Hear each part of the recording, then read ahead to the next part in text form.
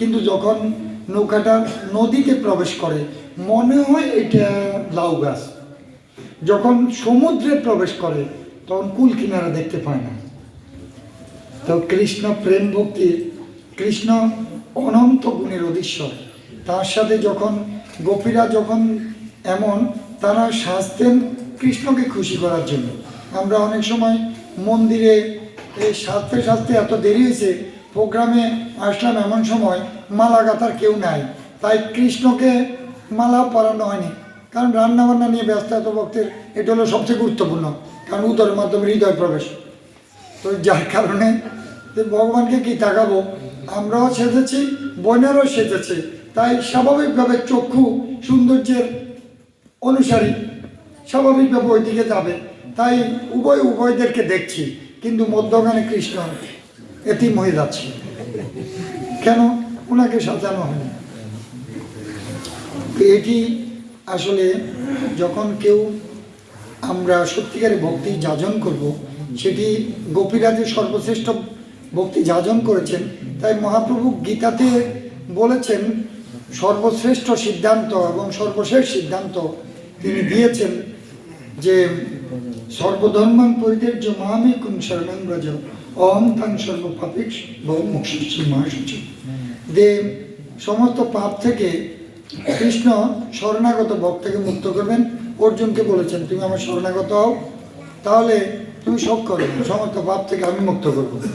তো আমরা কৃষ্ণকে প্রেম লাভ করার জন্য পাপ থেকে মুক্ত হতে হবে, যেটা গীতার সপ্তম অধ্যায়ের 28তম শ্লোকে বলা হয়েছে ইয়েষাং তু অন্তগতম পাপম জননাং পুণ্যকর্মণাং তে দ্বন্দ্ব মোহ নির্মুক্তা ভজন্তে মাম দৃঢ়ব্রতা। দৃঢ়ভাবে ভক্তি যাজন করার যদি কেউ সত্যিকারের কৃপা লাভ করতে চান, তাহলে সেই পুণ্যবান ব্যক্তিদের প্রথমে সমস্ত পাপ থেকে মুক্ত হতে হবে এবং দ্বন্দ্ব ভাব থেকে মুক্ত হতে হবে। দ্বন্দ্ব কাকে বলে? শীত লাগে, এই শীতের মধ্যে স্নান করবো, ওরে বাবারে, এ দ্বন্দ্ব ভাব। আবার গরম, ওরে বাবারে গরম, বাঁচি না, দ্বন্দ্ব ভাব। দ্বৈতে ভদ্রাভদ্র সকল মঙ্গল। এই দ্বন্দ্বভাব থাকলে কৃষ্ণ প্রেম ভক্তি লাভের ক্ষেত্রে দৃঢ়তা আসবে না। লাভে অলাভে দ্বন্দ্বভাব, সম্পদে বিপদে দ্বন্দ্বভাব, প্রাপ্তিতে অপ্রাপ্তিতে দ্বন্দ্বভাব, মানে অপমানে দ্বন্দ্বভাব। ওখানে গেলাম, আমারে ভালো করে প্রসাদ দিল না।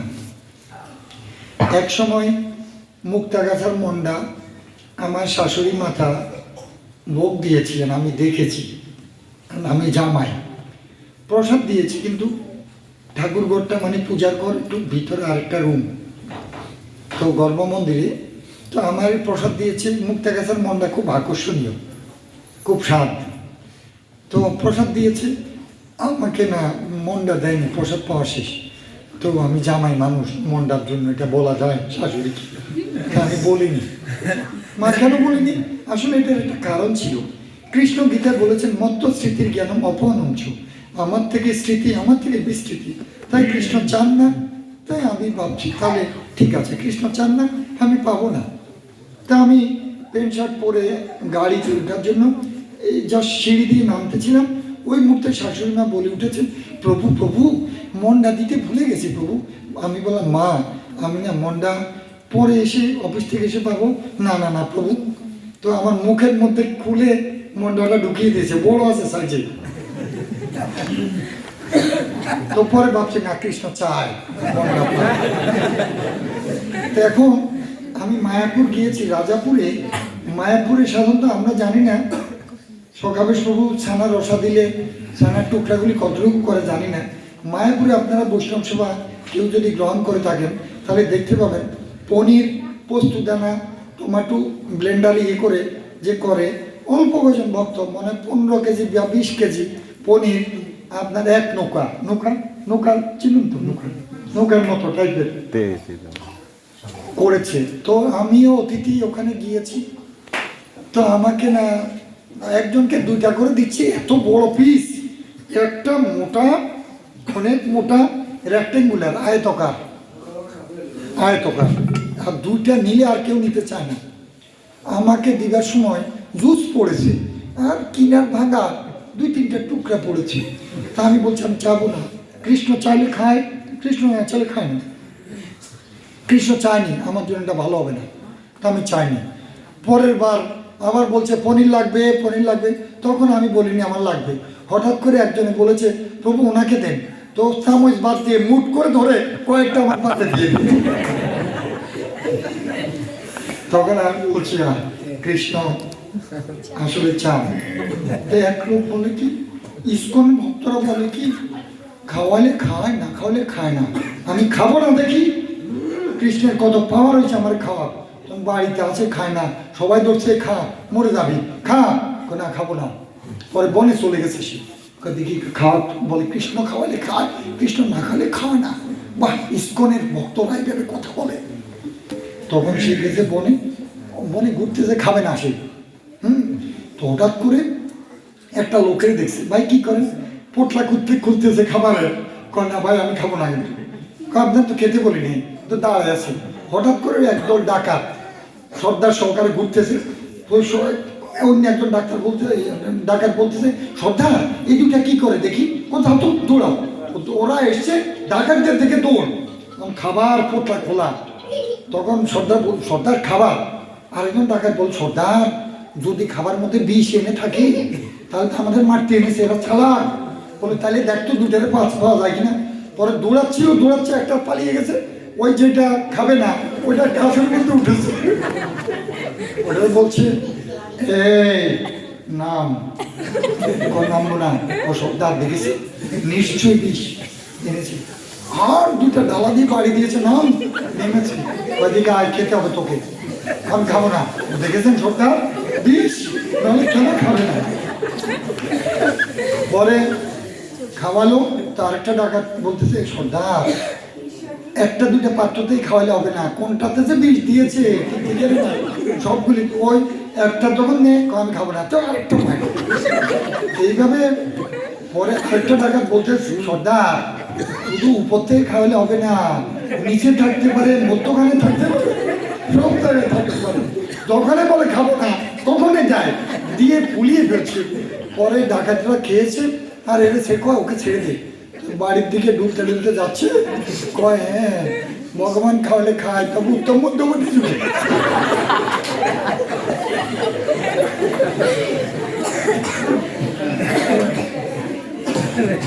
এই উত্তম মধ্যম। হ্যাঁ, তো আমি একবার বিশ্ব খাদ্য সংস্থা FAO বলে, তো FAO-তে একসময় আমি 1.5 বছর ছিলাম, আমার 600 মালা জব বাকি ছিল। তো সিনেট ভবনে ঢাকা বিশ্ববিদ্যালয়ে আমি ওখানে অতিথি হিসেবে আমাকে রেখেছিল গোবিন্দচন্দ্র মণ্ডল, ঢাকা বিশ্ববিদ্যালয়ের প্রফেসর। তো হিজ হোলিনেস ভক্তিচারু স্বামী গুরু মহারাজ, আমি ওই সময় 600 মালা জব বাকি, বিশ্বম্বরের মায়াপুর ছিল, আমি আমার প্যান্ট শার্টও ধোয়ার সময় পেতাম না, এত ব্যস্ত থাকতাম। তা আমি টয়লেটে ঢুকতে হয়েছে আমাকে এই প্যান্ট শার্ট পরে। আমি জানতাম না আমার যে মহারাজের সাথে প্রোগ্রাম, যে ওখানে আমাকে লেকচার দিতে হবে। আমি তো মহারাজের লেকচার এত সুন্দর, আমি গিয়ে জগন্নাথে প্রসাদ পেয়ে শুয়ে আছি, আমি আর যাই না অনুষ্ঠানে। গোবিন্দ আমার বলছে দাদা, যেহেতু আমি ওই অনুষ্ঠানে বাণিজ্য মন্ত্রী বসা, তো আমি ওই অনুষ্ঠানে কনিষ্ঠ প্রবচনকারী, তো মহারাজ আশীর্বাদক। তো স্বাগত বক্তৃতার পরে আমার কল পড়ছিল, ওখান থেকে বলতেছে দাদা মঙ্গল প্রদীপ জ্বালিয়ে ফেলেছে, আপনি এখন আসছেন না, প্লিজ দাদা প্লিজ আসুন। কারণ ও ডাবল স্ট্যান্ড করা ছাত্র ঢাকা বিশ্ববিদ্যালয়ের, ও সেক্রেটারি ছিল, আমি সহসভাপতি ছিলাম শ্রী চৈতন্য শিক্ষা ও সংস্কৃতি সঙ্গে। তাই ওর আদেশ উপদেশ অনুরোধ যেটাই বলেন আমাকে মানতে হয়েছিল। আমি পরে এসছি, কিন্তু আমার হৃদকম্প হচ্ছে, মহারাজ স্টেজে দেখে আমি প্রণাম মন্ত্র ঠিক মতো গুরু মহারাজ বলতে পারছি না, আমার পা কাঁপছে, গুরু মহারাজ রক্ষা করেন, গুরু মহারাজ রক্ষা করেন, ভিতরে রাখছি। হঠাৎ করে গুরু মহারাজ আমার এই কুকুরের সদৃশ এই মুখ দিয়ে কি যে বের করেছেন, মহারাজের এত ভালো লেগেছে। উনি 2 বার যখন প্রবচন দিচ্ছিলেন গোবিন্দ দাস বলেছে, গোবিন্দ দাস এটি বলেছে, এইভাবে উনি বললেন। যাই হোক, আমি পরে প্রোগ্রাম মহারাজের লেকচার শোনার পর চলে যাবো, ময়মনসিংহ ফিরেবো। তো আমি স্টেজের মধ্যে পিছন দিক থেকে দণ্ডবত প্রণাম করলাম। মহারাজের সবার সামনে ব্যাসাসন থেকে উঠে আমি যখন বললাম মহারাজ ব্যাসাসনে বসা, যে মহারাজ আমি না ময়মনসিংহ চলে যাবো, তো রাত থেকে যাচ্ছে, তো আমাকে আশীর্বাদ করেন। উনি ব্যাসাসন থেকে উঠে দাঁড়িয়ে সবার সামনে আমাকে বুকে জড়িয়ে ধরেছেন, এবং মহারাজ বুকে জড়িয়ে ধরার পর আমার নামে এত রুচি জন্মিয়েছে যে আমার প্রত্যেক দিনে 16 মালা জপের সাথে সাথে 600 মালা বকে আবিল পরিশোধ করে ফেলছি অল্প কয়েকদিনের মধ্যে, এত রুচি ছিল। সেই শুদ্ধ ভক্ত হিজ হোলিনেস ভক্তি স্বামী গুরু মহারাজ কি হিজ হোলিনেস শুভক স্বামী গুরু মহারাজ বলেছেন, বিজয় বলতো ভক্তির মধ্যে কোন ভক্তি শ্রেষ্ঠ? আমি একসময় মহারাজকে বলেছিলাম, মহারাজ একটু আশীর্বাদ করুন, সন্তান নেওয়ার বাসনা করছি। তখন বললেন, পুত্রার্থে ক্রিয়াতে ভাজ্যা। বিশ্বম্বর এসছেন মহারাজের আশীর্বাদ। তা আমাদের ইসকন 10,000 বছর থাকতে হবে। গুরুবাদ আমাদের হৃদয়ে যাতে স্থান না পায়, গুরু মহারাজ পরমারাধ্য গুরু মহারাজ শ্রী জয়প্রকাশ স্বামী গুরু মহারাজ তাই বলেছেন যে শ্রীনিবাস আচার্য, নরোত্তম দাস ঠাকুর, শ্যামানন্দ প্রভু 3 জন আলাদা আলাদা গুরুদেবের শিষ্য জীব গোস্বামী পাদের কাছে তারা বৈদিক শিক্ষা জ্ঞান আহরণ করেছেন, লাভ করেছেন, তারপর প্রচার করার জন্য ওনাদেরকে পাঠায়। এবং বীরহাম্বি রাজা বীরহাম্বি বন বিষ্ণুপুরের বনপথ দিয়ে যখন এসেছিলেন, এই ট্রাঙ্কে করে গ্রন্থ নিয়ে এসেছিলেন, তখন ওই বীরহাম্বি আসলে মূলত উনি ডাকাতদের সর্দারও বলা যায়, ডাকাতদের প্রধান, উনি রাজা হলো, আসলে উনি ডাকাতদের সাথে কানেক্টেড, তাই এই দস্যু তস্করদের সাথে ওনার এত সম্পর্ক ছিল। তো উনি একজন জ্যোতিষী ওনার ছিল, প্রতিটা আসবার সময় জ্যোতিষ গণনা করে উনি জানতে পারতেন কার কাছে কি আছে। তাই ওনারা যে 3 জন এসেছিলেন, তখন জ্যোতিষী বলছে 1 মহা সম্পদ নিয়ে এসছি ট্রাঙ্কে করে। তখন ডাকাতরা এটা সেখানে ওনাদের থেকে নিয়ে বীরহাম্বির কাছে রাখে। তো আমরা ভাগবত এই গ্রন্থ মহাসম্পদ, মহাসম্পদ বলে, প্রভু 15,000 টাকা কি বাবা! কিন্তু দেখেন একটা বাচ্চা, একদিনের বাচ্চা যদি সিঙ্গাপুর যেতে হয়, চেন্নাই যেতে হয়, জমি জমা সব বিক্রি করে যায়, কৃষ্ণ যদি কৃপা করে অসুখ বিসুখ কম হবে। এই ভাগবত যে গৃহে থাকবে, কারণ দেখেন ভাগবতের প্রথম স্কন্ধে এই ঋষিদের যে ওখানে প্রশ্ন 6টির মধ্যে শেষটাতে যে ভগবান যে তার নিত্য ধামে প্রত্যাবর্তন করার পর এই ধর্ম কার আশ্রয় থাকবে, তখন ওখানে সিদ্ধান্তটা হলো যে এই ভাগবত রূপে স্বয়ং ভগবান থাকবেন। তাই ভগবানকে 4টি জায়গায় এই কলিযুগে পাওয়া যাবে। শুদ্ধ নাম রূপে, হরিনাম যেখানে শুদ্ধভাবে হবে, তুলসী দেবী যেখানে থাকবেন, আর অর্চা বিগ্রহ যেখানে যথাযথভাবে পূজিত হবে সেখানে, এই 4টি জায়গায়। তাই ভাগবত যে গৃহে থাকবে, স্বয়ং লক্ষ্মী নারায়ণ সেই গৃহে অবস্থান করবেন। তাই এক সময় প্রভুপাদের একটা কোনো একটা মন্দিরে ভক্তদের অর্থের সমস্যা, ওই অস্থায়ী মন্দির ভাড়া, বাসা টাকা দেওয়া কঠিন, ভাড়া দেওয়া। তখন ভক্তরা বলছে, প্রভুপাদ তাহলে আমরা মা লক্ষ্মীর কাছে কি প্রার্থনা করব? তখন প্রভুপাদ বলছেন, না না না, মা লক্ষ্মীর কাছে যদি প্রার্থনা করো তাহলে তোমাদের এমন ধন সম্পদ দান করবে, ওটির কারণে তোমাদের পরে ভক্তি নাশ হয়ে যেতে পারে, ভক্তির প্রতিকূল অবস্থা সৃষ্টি হতে পারে। কিন্তু শ্রীমতী রাধা ঠাকুরের কাছে যদি প্রার্থনা করো তাহলে তিনি কৃষ্ণ ভক্তির প্রয়োজনে যেটুক ধন দেওয়া দরকার শুধু সেইটুক দিবেন, এর বেশি দিবেন না। শ্রীমতী রাজ ঠাকুরানী কি। তাই আমাদের কৃষ্ণকে খুশি, আর কৃষ্ণের প্রতি কৃষ্ণকে চিনতে পারছি না। এই চোখের দ্বারা, যে চোখে বন্ধের তাকালে পাগল হয়ে যায়, এই চোখে কৃষ্ণকে দর্শন করা যাবে না। তাই ব্রহ্মসংহিতায় ব্রহ্মদেব যে গিয়েছেন, কি স্তুতি করেছে, প্রেমাঞ্চলিত ভক্তি বলে চন্দ্র সন্ত হৃদয় বিলকন্তি। তাই এই যে সদৈব, তো এই যে আপনার সদৈব বিলকন্তি, তাই আপনার দেখেন প্রেমরূপ চক্ষু, যেমন আমরা করোনা ভাইরাসকে দেখতে পাই না খালি চোখে, অনুবীক্ষণ যন্ত্রের সাথে দেখা যায়, ঠিক কৃষ্ণকে যেই চোখ প্রকৃতপক্ষে প্রেমরূপ অঞ্জন কাজল দ্বারা রঞ্জিত হয়নি, এই চোখে কৃষ্ণকে দর্শন করা যাবে না। আগেই তো বলা হয়েছে। তাই ভগবান অর্চা বিগ্রহ রূপে, বিগ্রহ আর প্রতিমা এক জিনিস না। প্রতিমা হলো প্রতীক, প্রতীক যেমন তারা বা সংকীর্তনের প্রতীক। আমরা এই যে আমাদের মায়াপুরের সংকীর্তনে চাঁদ কাজে যখন ওখানে হলো, এরপর সংকীর্তনের প্রতীক আছে। ঠিক এরকম যেমন আমাদের একটা দেশের প্রতীক পতাকা আছে, যেটা বাংলাদেশ পতাকা দেখলে বুঝবে, এটা আর্জেন্টিনা পতাকা দেখলে বুঝবে, ঠিক একটা প্রতীক। প্রতিমা হলো প্রতীক, কিন্তু বিগ্রহ প্রতীক না। স্বয়ং ব্রজেন্দ্র নন্দন, আগে তো বলেছি প্রভুপাদের কথা, যখন কারো আত্মীয় প্রতি বাঞ্ছা তিল পরিমাণ থাকবে না, তখন এই বিগ্রহে ব্রজেন্দ্র নন্দনকে উপলব্ধি করবেন।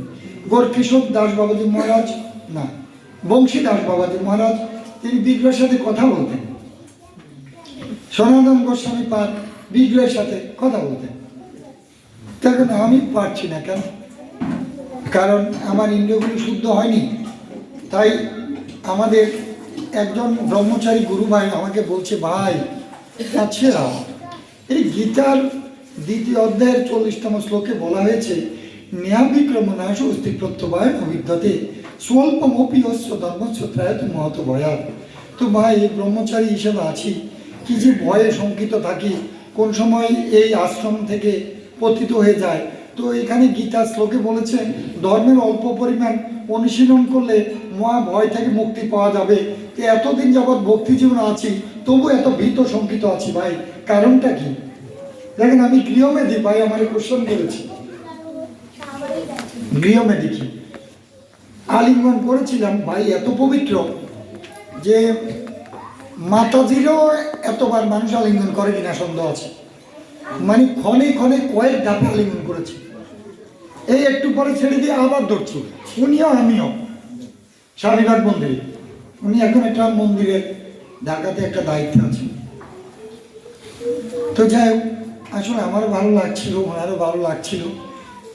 মাতাজিদের সাথে তো কামভাব হবে, কিন্তু সেখানে প্রেম ভক্তি ভাব। তো যার কারণে আমাদের শাস্ত্রে বলা হয়েছে যে আসলে আমরা কৃষ্ণ পুরুষোত্তম, যারই ইন্দ্রিয় সুখ ভোগ করার বাসনা আছে তিনি পুরুষ। পুরুষ শব্দ হল তো ভোক্তা, ভোক্তা। তাই আমিও ভোক্তা, কৃষ্ণ প্রধান ভোক্তা। তো এই চুম্বকের সমবেত বিকর্ষণ, আকর্ষণ হবে না। সেখানে আমিও ভোক্তা, কৃষ্ণ ভোক্তা, দুই ভোক্তার মধ্যে কম্পিটিশন হবে, কাজ হবে না, কৃষ্ণের মধ্যে আকর্ষণ জন্মাবে না। তাই প্রভুপাদ বলেছেন যে আসলে জীব প্রকৃতিগতভাবে, জীব যেহেতু শক্তি, যেমন ভগবানের শক্তি সর্বাবস্থায় স্ত্রীরূপা, স্ত্রীরূপা, যেমন রাধারানী অন্তরঙ্গা শক্তি প্রধান স্ত্রীরূপা, যোগমায়া পূর্ণমাসী স্ত্রীরূপা, বৈরঙ্গা শক্তি দুর্গা দেবী মহামায়া স্ত্রীরূপা, আর জীব তটস্থা শক্তি। তাই শক্তি সর্বস্থায় স্ত্রীরূপা, প্রকৃতি, সে পুরুষ না। তাই আমাকে এখন যে শাড়ি টাড়ি পরাই দেন, সিঁদুর দিয়ে দেন, শাখা টাকা পরিয়ে দেন, শাড়ি পরেছি, যদি চেহারা সুন্দর হতো, চুল টুল ঠিক করে মেয়েদের চুল টুল দিয়ে নাটক করে না, ওরকম পরে দেন। আমি পিতাজিদের কাছে যদি বসি, অনেকে ঠিক থাকতে পারবেন না, হয়তো আমার চেহারা সুন্দর না, সকালে সৌকে বানিয়ে দিলে হয়তো সুন্দর লাগতে পারে, অথবা ওই প্রভুর চেহারাটা গোল গাল আছে, এই যে আপনাকে ডাক্তার ডাক্তার ডেন্টিস্ট এইরকম। কিন্তু যখন আপনি জানবেন এই কার প্রতি আকৃষ্ট জমি ছেলে ছেলে কোথায় নাকি, সাথে সাথে আপনার আকর্ষণ যা ছিল তার থাকবে। তা আমরা যখন জানবো আত্মার লিঙ্গ নাই, আত্মার ছেলেও না মেয়েও না, এটা একটা পোশাক, এই পোশাক।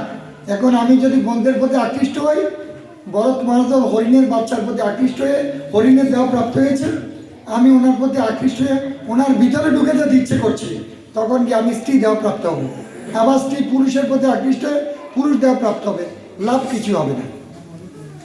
ভোক্তা অভিমান যতদিন থাকবে ততদিন কৃষ্ণের পাদপদ্মে হৃদয়ের প্রকৃত আকর্ষণ জন্মাবে না। সেই কারণে ভক্তি লাভ করার জন্য আত্মেন্দ্রিয় প্রীতিবাঞ্ছা থেকে মুক্ত হতে হবে। এই আত্মেন্দ্রিয় প্রীতিবাঞ্ছাটা কামটাকে কামে এসো ক্রোধে এসো রজগুণ সমুদ্ভব। রজগুণ থেকে গীতাতে বলা হয়েছে, ভগবান বলেছেন রজগুণ থেকে কাম এবং ক্রোধের উৎপত্তি হয়। আর রজগুণ বর্ধিত হয় যে সমস্ত খাবারে, সেই খাবারগুলি একটু কম গ্রহণ করতে হবে। তবু সোয়াবিন না খেলে শরীরে শক্তি পায় না। ঠিক আছে, যারা গুরু মহারাজ বলছেন যাদের কায়িক পরিশ্রম করেন তাদের জন্য দরকার আছে, কিন্তু আমি লেকচার দিচ্ছি, আমার জন্য দরকার নেই। সিমের বীজের ডাল রান্না করলে রাজমা আছে, বুট আছে, অনেক কিছু, তো একটু সাবধান হতে হবে। ভক্তি প্রভুপাদ বলেছেন এটি সরল,